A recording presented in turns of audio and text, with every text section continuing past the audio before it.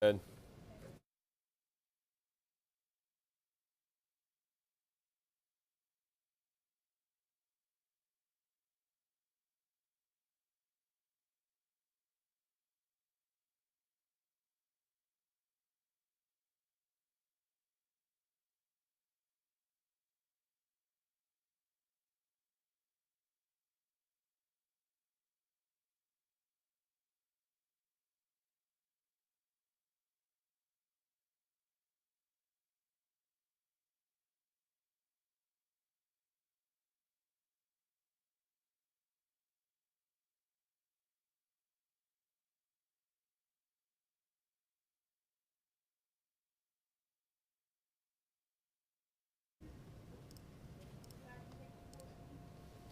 Hey folks, welcome into the News 12 Now desk. Thanks for joining us. It is Wednesday, April 19th, about 8 o'clock here in Augusta. Hopefully your day is off to a great start. We've got a pretty good looking start to the day today outside. If you're waking up and stepping out, a little bit of chill in the air early, but things are expected to warm up. Actually, we got the look, we got the 7-day right here. High of 86 today, low of 55. So there you go. Quick glance at today's weather. We're taking a look at our top headlines here. Some of the biggest stories, not just here in Augusta, but really all across the region and all across the country. So we are going to start with a story that has made its way across the country, though it has started here in Augusta. We're still talking about that Fort Gordon military housing. Heartbreaking testimony from Fort Gordon families on Capitol Hill yesterday about how their homes on post made them and their families sick. From toxic mold to raw sewage dripping from the ceiling, our I-team first showed you some video from that last summer. Senator John Ossoff grilling top Army leaders during yesterday's oversight session. Meredith Anderson has been uncovering these problems for more than a decade now and shares what she learned from yesterday's testimonies. Here's a clip from last night's newscast where she discussed more with Richard and Laura. Today, the Army told us that we can expect construction to begin on a brand new neighborhood at Fort Gordon in the next 60 to 90 days. Now, this neighborhood, this news of a new neighborhood, that is not new news. The I-team has been telling you about Pine Tree Terrace since April of 2021. But this update, this time frame, this rapidly approaching construction starting, that is a big update. Does Fort Gordon need new construction?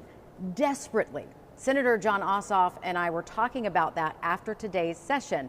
And as much as Fort Gordon needs these new homes, Senator Ossoff says he is very worried about this. We'll get to that in just a moment. But first, obviously, the Army and some pretty top officials were represented at today's session because obviously we got this very big update. Also, three Fort Gordon families were present today, sharing their heartbreaking stories. But noticeably absent from today's session, Balfour Beatty executive. Senator Ossoff invited them, but as you can see, those two chairs sat empty today. A powerful reminder of some empty promises the company has made over the years to get this right. In the recent past, they pleaded guilty to defrauding the military. And in a 2019 interview with the I-team, they promised they would be more transparent. Well, today, two mothers were brought to tears talking about how Fort Gordon homes affected their children's health. The wife of a drill sergeant talked about her 4 children, all under the age of 11, being sick the entire time they were in their home before they finally moved off post. Mom, I'm so tired. Mom, my head hurts. Mom, I got a bloody nose at school. The nurse had to help me clean up. Can we go to sleep now? Children of those ages want to be running around. They have an immense amount of energy. When mine were coming home, I'm tired. I just want to lay down. This isn't ultimately about what happens in rooms at the U.S. Capitol. It's about what happens in the bedrooms of 2-, 3-, and 4-year-old children on post at Fort Gordon.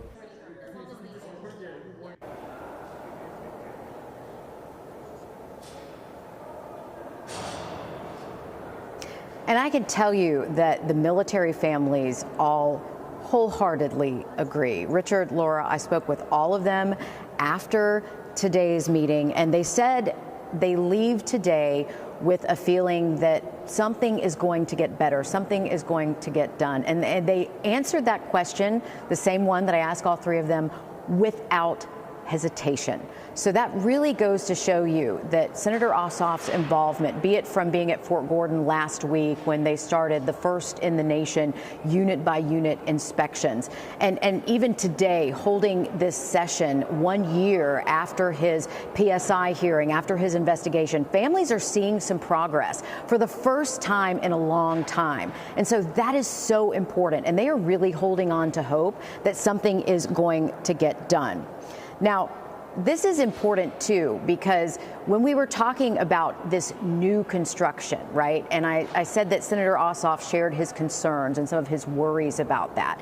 He said that something came out in the session today when he pressed the Army, and pressed them pretty hard, I might say, about, you know, how are we going to make sure that we are not in the same position with these new houses 5 years from now, 10 years from now. And he said something that the Army had to say really made him stop and think that, you know, we need to do more to make sure that the Army is paying attention and that the Army is monitoring this company and monitoring the construction of this new neighborhood.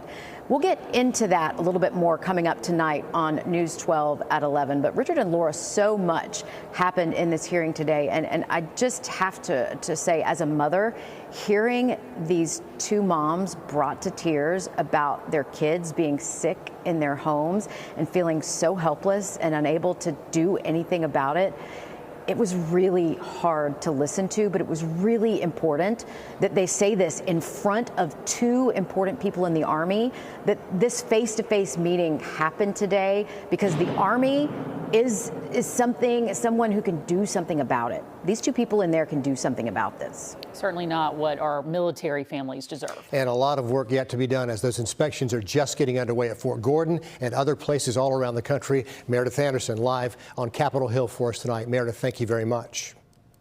So there you go, Mayor, with the latest. Again, that was from last night in the 6 o'clock newscast, but just wanted to play that full clip, kind of give you the big scope of what she was talking about there and what happened in that meeting yesterday.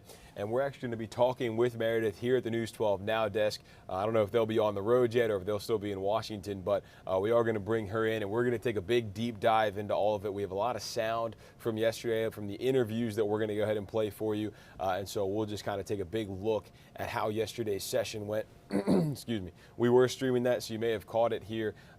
We had it on our YouTube channel and everything, so you may have caught it there. But if you didn't, we'll get into all of that later. That'll probably come up right after the morning mix, right about 10 o'clock, 10:15. So be on the lookout for that.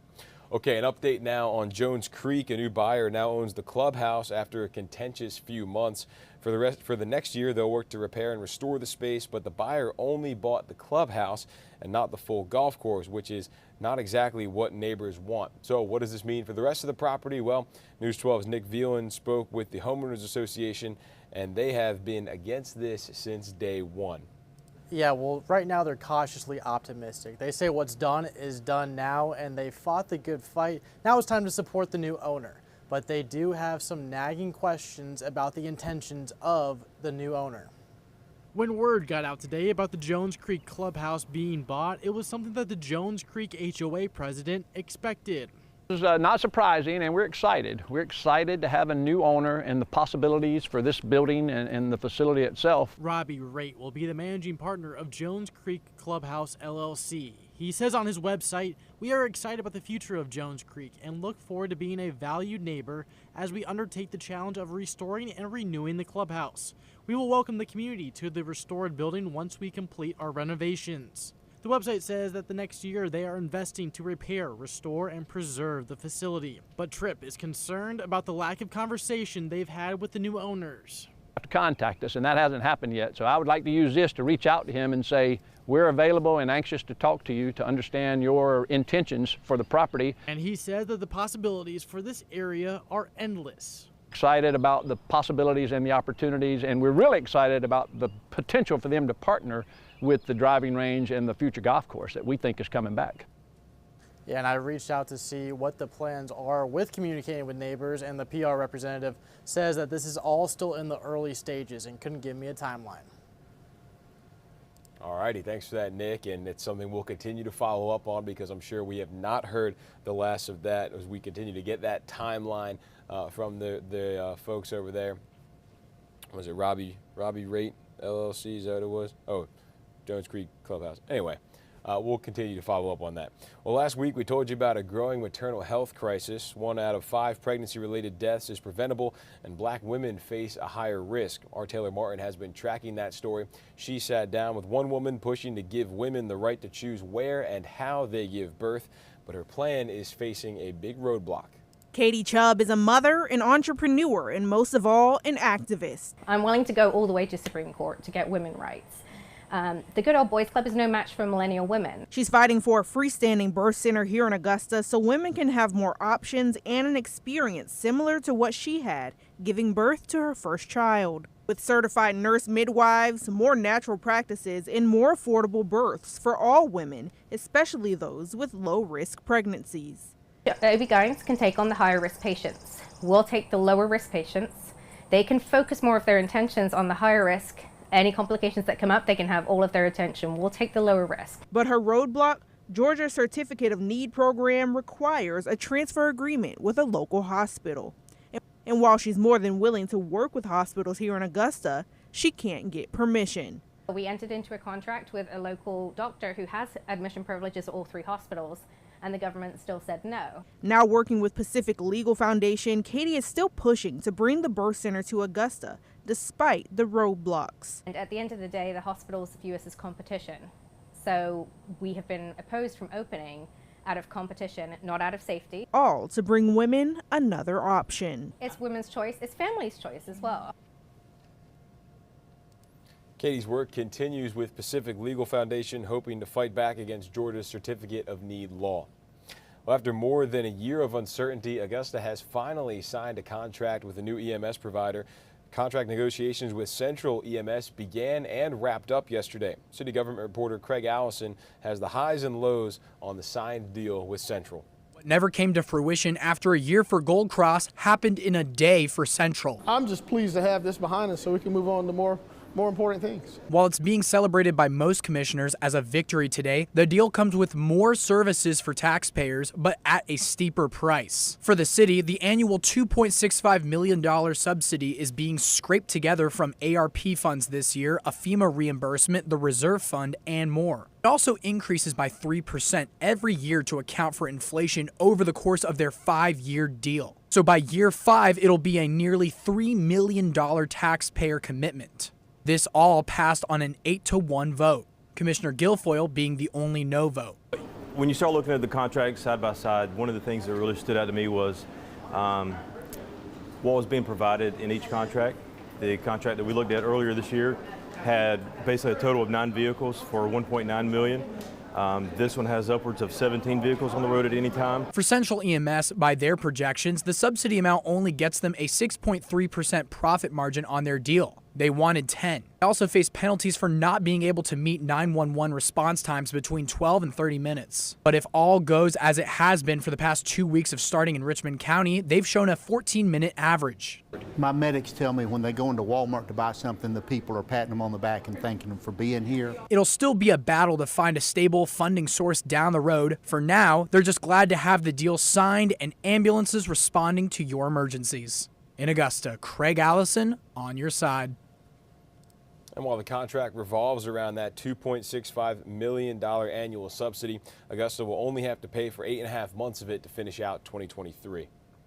An update on the plan for the Somerville neighborhood to part ways with Augusta Richmond County and become their own city after Governor Kemp stopped the movement on Buckhead doing the same thing, separating from Atlanta. Local rep Mark Newton decided to press pause on the bill this session. But even though it's dead in the water for this year, local attorney Wright McLeod says they do plan to push it again next session.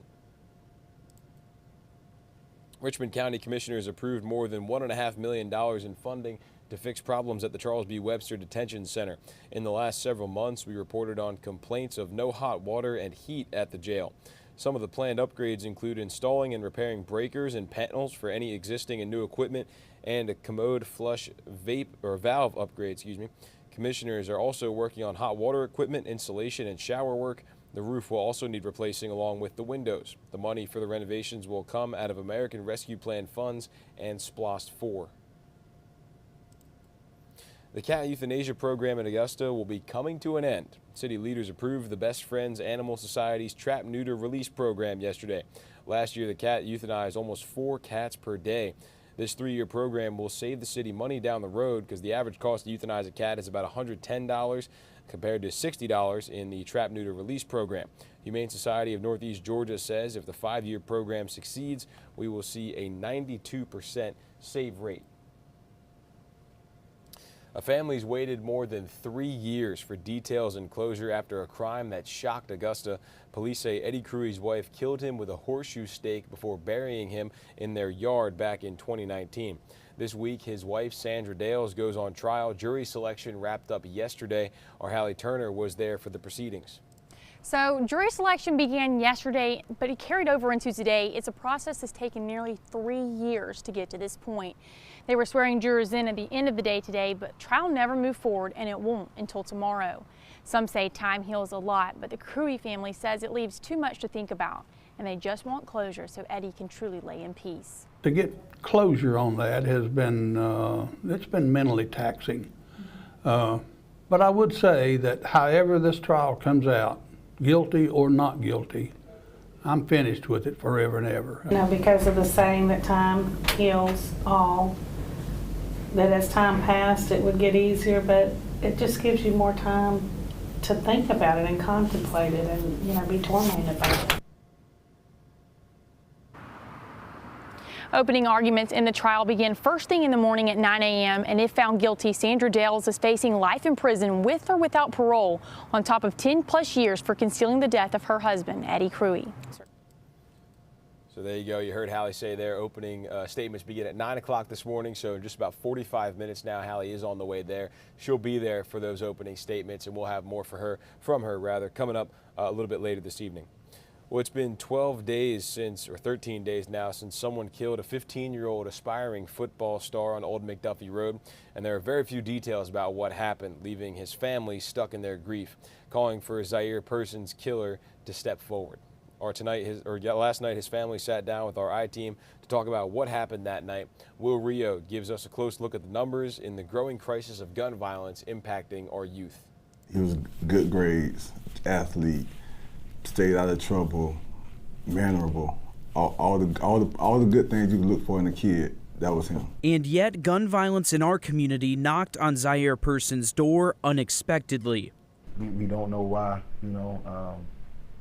God may just needed him more than we did here. Tanya Borders, Zaire's grandmother, says he wasn't supposed to be in Augusta. They had plans to go to South Korea on spring break to visit a family member in the military. Zaire's passport didn't come back in time, so he stayed behind. Family didn't know any of this happened until they got there. He said, Zaire is gone. And I said, gone where, you know? And he said, Mom, somebody shot and killed Zaire. It was at a splat party with toy guns on Old McDuffie Road. The family says they believe there's more than one shooter, and Zaire was not the target. Somebody's gone that wasn't even supposed to be gone. Like, it wasn't even supposed to be him. Over the last year, the I-Team started tracking homicides and suspicious deaths in the CSRA. Looking just at Richmond County, there's been at least 44 deaths, almost all of them shootings. At least 31 of the 44 victims, or 70%, were male. At least 6 were 18 years old or younger. And at least 17 of the 44 victims were 25 years old or younger. It's the biggest problem in this community. A lot of the kids, they don't understand that death is permanent. That needs to stop. It needs to stop. Zaire's mentors say this should be tough on the entire city because this shouldn't happen to anyone. I'm not going to say turn yourself in because I know if you did this, you don't have a conscience anyway. So you're not going to turn yourself in. But you reap what you sow. Everything comes back to you.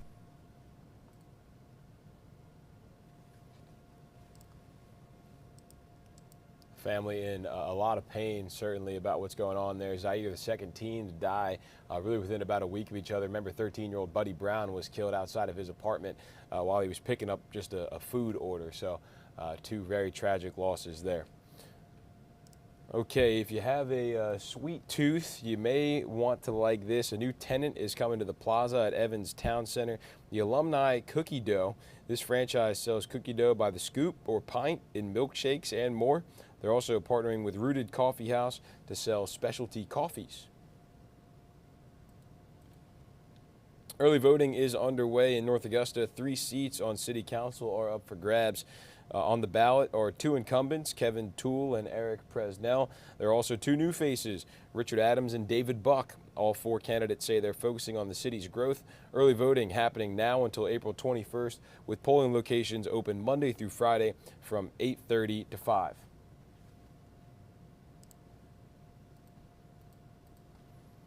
The Aiken Department of Public Safety says it's investigating a series of suspicious fires that happened Monday morning. They happened at Whiskey Road, at the Fermata Club, the intersection of Clark and Laguerre Road, Jehozy Drive, Recreation Drive, and Price Avenue.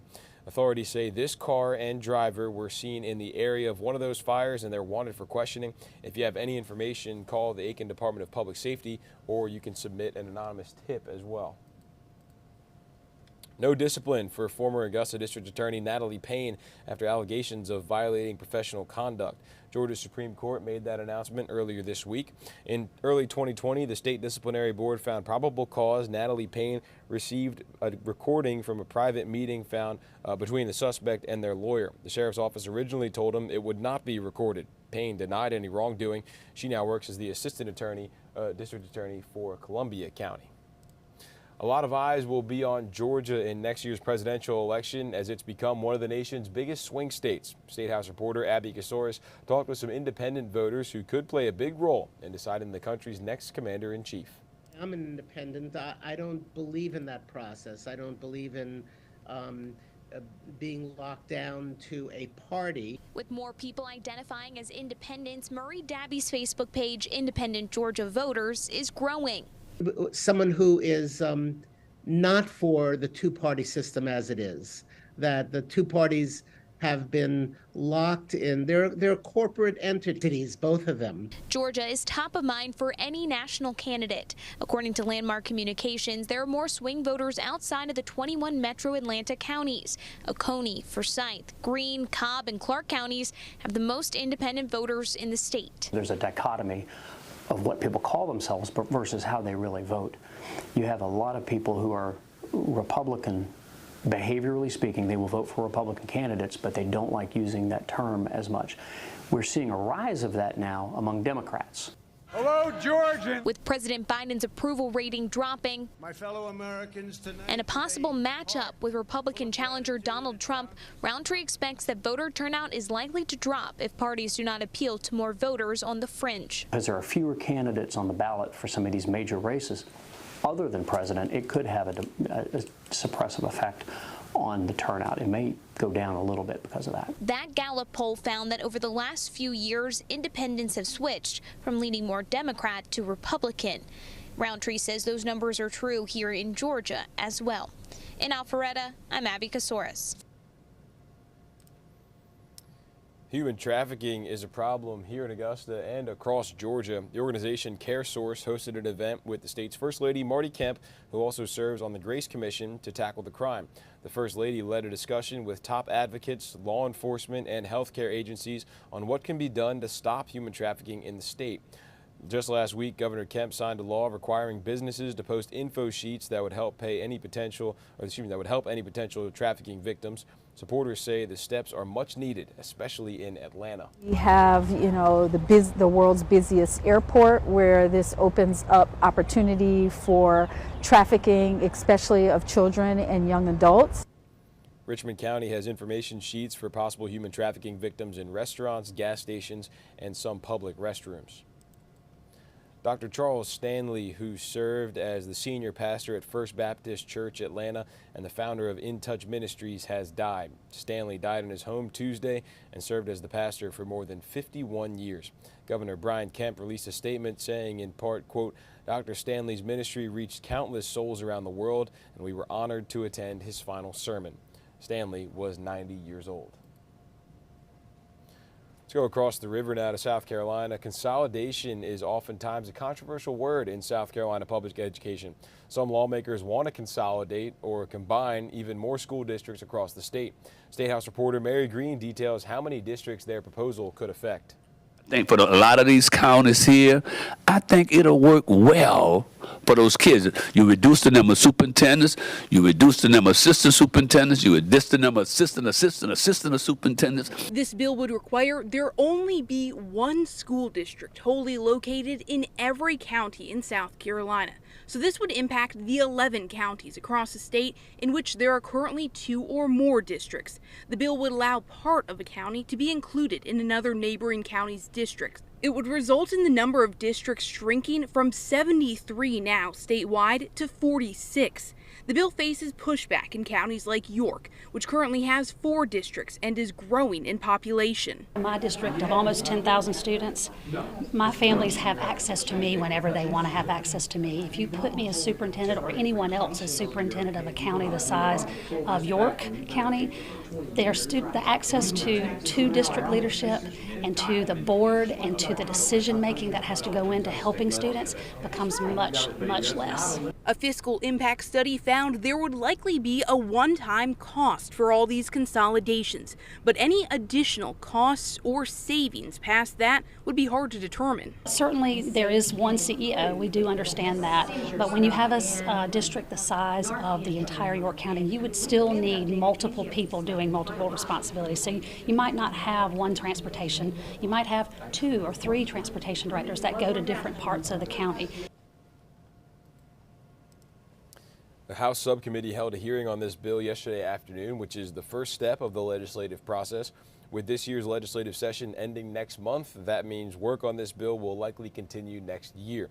If the bill becomes law, those consolidations would have to be in place by July of 2025. Women make up slightly more than half of South Carolina's population, but a new report found they are drastically underrepresented in elected offices. At the State House, women hold less than 15% of seats in the legislature. That's a 3% drop from last year, after 5 female lawmakers lost their seats in November, though one woman did pick up a new seat. Current lawmakers say women are just as likely to win seats as male candidates, but they're less likely to be asked to run or believe they're qualified enough. As women, we bring a different skill set. Me personally, I think in the legislature, and our experiences as women are different than those of men, and we need to make sure our voice is heard. Groups like the Multi-Partisan Women in Leadership Organization are focused on recruiting, training, and providing resources for women running for office in South Carolina. Well, April is National Distracted Driving Awareness Month. A new study ranks South Carolina as 7th in having the worst drivers in the country. The study was done by a World Population Review. The report also says South Carolina has the highest fatalities per 100 million car miles. It's not known what percentage of these were due to distracted driving. Meanwhile, experts are giving safety tips on how not to drive distracted, including pulling over when you send a text and putting your phone in a place where you can't reach it. Now, if you watched the morning show this morning, you may have heard me go off on a little tangent here, but we're going to do it again. Maryland has the worst drivers. I've driven the eastern coast many times, driving to and from New Jersey, from South Carolina, from Georgia. Maryland's got the worst ones. It's not close. They've all got their little flag crab stickers on the back of their cars, and they just cut you off in traffic. They don't look where they're going. They're slow in the left lane. I don't know about this study. In my own study, Maryland was the worst, but I digress. Okay, moving on here. The man who admitted to kidnapping, raping, and killing a teenager on vacation in Myrtle Beach is responding to a lawsuit now against him. Brittany Drexel's mom filed a suit against Raymond Moody in January for intentional infliction of emotional distress and outrage. The note from Moody says, "I do deny each and every question and statement listed in the requests for admission." Our sister station reached out to Drexel's mom for comment on Moody's response. She says she wasn't aware of it and referred them to her attorney for comment. It's an animal rescue and sanctuary in Colleton County, South Carolina, aimed at giving horses and other animals a second chance at life. For one woman, it's also giving her a second chance. Michaela Romero shares her road to recovery. This was our first kill pen horse. This is Spirit, and she was the whole reason we started. Robin Boke knows what it feels like to be given a second chance. So I got clean and sober 13 years ago and asked God to pave my way And he put it on my heart to buy a farm and to start this rescue. And that is what she did. It's the hardest thing she has ever done, but says it's also the most rewarding. Recovery is hard, but God knew what I needed. Robin says she was given grace and a second chance, and that is why she wants to give the same to these animals. She says everyone, including animals, deserves to feel like they belong somewhere. When somebody makes you feel special and loved, that's what we want to give to them. And that's what they show us that we're giving to them. And so we feel it back. She says there is no more pure love than you can get from an animal. They don't judge. They don't hold anything against you. They live in the moment, and they will take a bullet for you. And the bond that you get just from spending time, it's good for your health, first of all, but second of all, you can't find that around this planet right now. And it's indescribable. I mean, it's pure. It's what everybody wants to be loved like. And you can just see how much those animals love her back, and it's just kind of coming full circle there for her. So, good for her for being 13 years clean and then turning her life around and doing something good, helping out a lot of animals there, giving them a second chance like she got. Keeping it in South Carolina now, new details about the shooting at Isle of Palms that injured 5 people, including 4 teens. A 17-year-old has been arrested who was seen driving a stolen car and matched the description of one of the suspects. The suspect told police he paid his friend to borrow his car for senior skip day.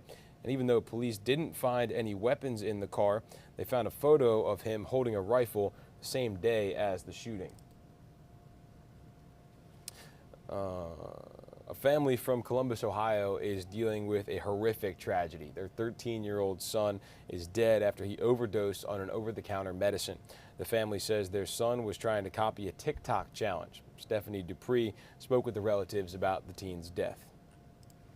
I'm going to do everything I can to try to make sure another child doesn't go through it. 13-year-old Jacob Stevens died after 6 days on a ventilator. The worst day of my life. He overdosed on Benadryl after attempting a TikTok challenge. Family told me the challenge was to take 12 to 14 pills and it would create a hallucination. Jacob took more than that. They kind of just all come at one time, and it was too much for his body. Jacob's father, Justin Stevens, says the teen was at home with friends when he overdosed. He says Jacob's friends filmed him attempting the social media challenge when all of a sudden his body started seizing. Justin says he felt like time stopped when doctors told him his son would never wake up. No brain scan. There was nothing there. He said we could keep him on the vent. We could, he could lay there like that, but he will never open his eyes. He will never breathe on his own. He'll never do anything like that. Smile. He'll never walk, talk. His parents described Jacob as a well-mannered, funny, loving kid. He played football for Greenfield schools. It didn't matter how bad of a day I was having, and nobody else could make me smile. Jacob would make me smile. His father says what community members said about his son brought him to tears. It made me feel really good to see some of the posts that his peers had put on Facebook about how he helped them. And now his family has a warning for other parents. Keep an eye on what your kid's doing with that phone. Talk to them about, the situation. I want everybody to know about my son's situation. They're also trying to get lawmakers to put an age restriction on buying medicine like Benadryl. I've already sent a message to Mr. DeWine. If it's my life goal to make that happen, I'll go at it till I die. Justin Stevens says he also wants social media platforms like TikTok to have age restrictions. Such a sad story, and it's just what happens. A lot of these TikTok trends have just gotten kids in more trouble than they should, and it's just sometimes the trends are more trouble than they're worth. Moving on here, giving an update on that Kansas City shooting now. The aunt of a black 16-year-old shot when he went to the wrong address says her nephew has a lot of healing left ahead of him. Faith Spoonmore says Ralph Yarl is doing okay under the circumstances, but needs to recover physically and emotionally. 84-year-old Andrew Lester is charged with shooting Ralph in Kansas City Thursday night. Police say Ralph rang the doorbell at the wrong home by mistake, and Lester shot him through the front glass door. Court documents show Lester told police the teen's size scared him. There's a major part of Ralph that died on Thursday.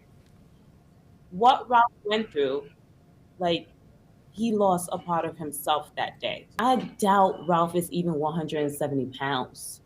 Ralph is not even 6 feet.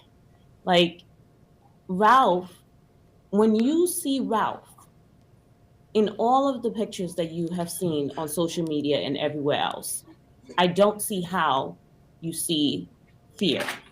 I don't know how you can see fear when you look at that kid.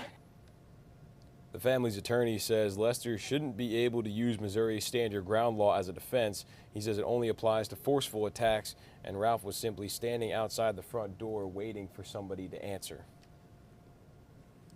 Well, with tax season closing yesterday, you may be wishing you'd been a little more organized throughout the year. Keeping good tax records and receipts is a good way to save money on your returns. If you're able to keep track of everything, our consumer technology reporter Jamie Tucker shows us the best way to stay on top of your paperwork so next tax season is a breeze. Do you still save paper receipts for tax purposes? If you do, you know it takes days to compile it, get it over to your accountant. But your smartphone camera can do an even better job. There are plenty of apps in the app stores that will snap receipts. Some of those require subscriptions that cost money, and you can't be too sure about your privacy. But these are safe and easy to use. Evernote can scan and save receipts using its companion scannable app. Scan the receipt with your camera, give it a name, and save it to a notebook in Evernote. At tax time, you won't need all that paper, but if you do, you can just print out what you need or share the PDFs to your tax preparer. iPhone users can do this with the Notes app. You can take a snapshot, save it as a photo, but I suggest scanning it. Instead, you can create a receipts folder and save them there to stay organized. Now, Android and iPhone users can both use the app Google Keep to do the same thing. And for small business owners and side hustlers, there's QuickBooks, an app and website to help you organize receipts, travel expenses, utilities, taxes, and fees. And at tax time, you can share it all with your accountant with just a couple of clicks to send an email. Many people miss deducting mileage for business, which is around 63 cents a mile now. The app Mile IQ automatically detects when you're driving so you don't have to open the app, and it makes it easy to log miles as either personal or business.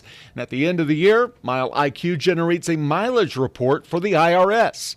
It is easy to miss deductions if you don't keep up with them throughout the year. And if you're ever audited, you're going to need copies of these receipts. But you don't want to keep all this paper around. Your smartphone and these apps will do it for you. That's What the Tech. I'm Jamie Tucker.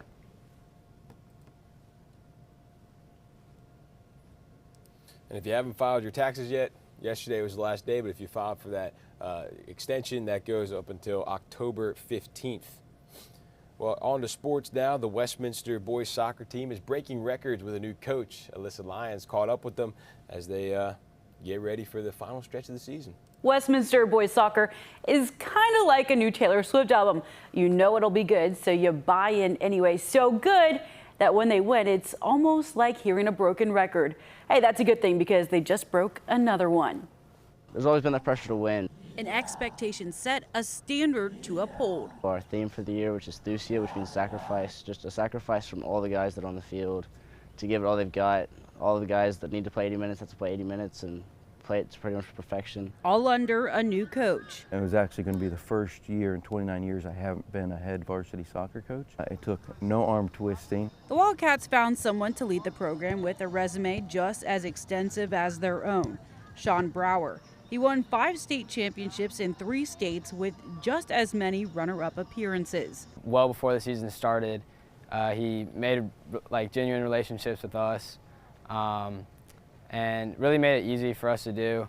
They set a couple of goals this season. The 3 captains wrote down a list. One of them have 11 shutouts. Another found them before the pen went dry. Win number 500. Both happened on the same night against St. Andrews. We've had 15 wins this season. there's been 485 more before us.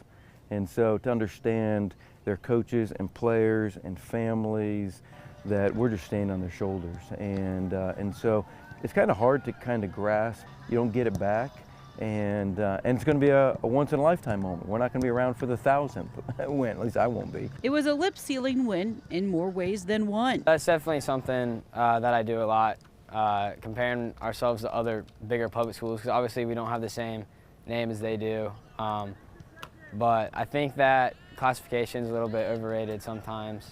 So don't count them out. We'll play teams that are more physically gifted, and we come away winning because we play like a team and we play for each other, and we'll have a lot more work ethic than other teams.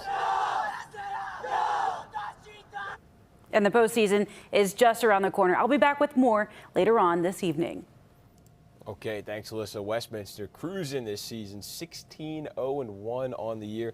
Their only tie was against Stratford Academy back in March 4th. So they are on quite the little winning streak here. They've got another game, on, let's see, tomorrow against Frederica Academy, and then they play next Friday against North Augusta to end the regular season. They won like 6 straight state championships. A couple years ago, they won like 6 in a row. So pretty good program there, and they've got a pretty good leading man now to take them to the next level.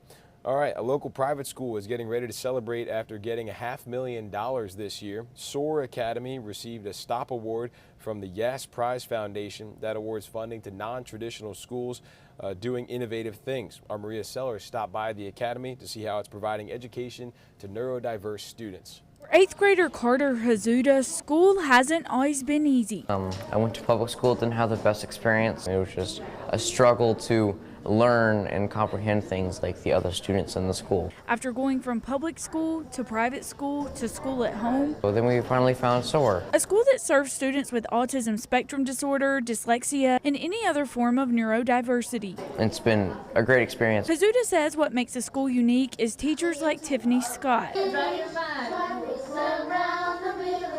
who takes a creative approach to helping students learn. Teaching neurodivergent students, you have to be creative, you have to get them going, you have to keep them interested. She's using music to teach students to read and be excited about it. It makes it much more easier for the words to flow, and it becomes an easier process, because reading can really be tedious. With the music, with the actions, it allows them to keep that memory going. The creative, multisensory approach to education is a goal of all the teachers. If we can be more flexible and slow everything down, it seems to work.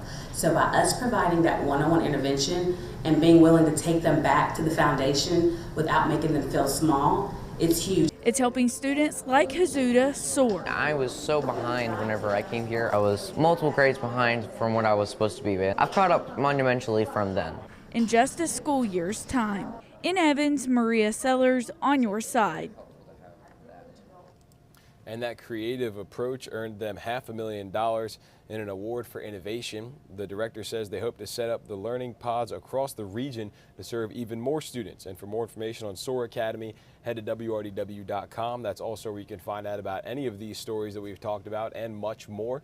You can also download our WRDW streaming app if you are not watching this on there already. So you just go on your Roku, your Fire Stick, your Apple TV, whatever your favorite streaming device is. Just search WRDW on there, and that will get you all of our I-Team investigations, First Alert weather forecast, live newscast, sports coverage, Aerial Augusta. Everything is going to be up there on that streaming app. Also, if you want to check out our YouTube channel, that's another thing. I'll show you how to do that real quick. If you go here to YouTube, you just search WRDW News, and then right here, WRDW News 12, and then look at that. We're live right now. How about that? Okay, so that'll get you some smaller clips. So if you don't have time to watch a full 30-minute show or whatever, you can just go to the YouTube channel and check out any of the videos that we have on there. That's also where we'll be talking with our Meredith Anderson coming up at 10 o'clock this morning, maybe just a little bit after 10, on all of what happened yesterday with that Fort Gordon hearing with Senator John Ossoff, some top military leaders, and then families who lived on Fort Gordon talking about their poor housing conditions that they've gone through while living on post. So We've talked about that a couple times. If you've missed any of our previous conversations about that, you can find those up on our YouTube channel, also on our website and our streaming app. That'll get you caught up a little bit before we talk again at 10 o'clock today. So we will be back for that. But until then, thanks for tuning in. We will see you back here in a little bit.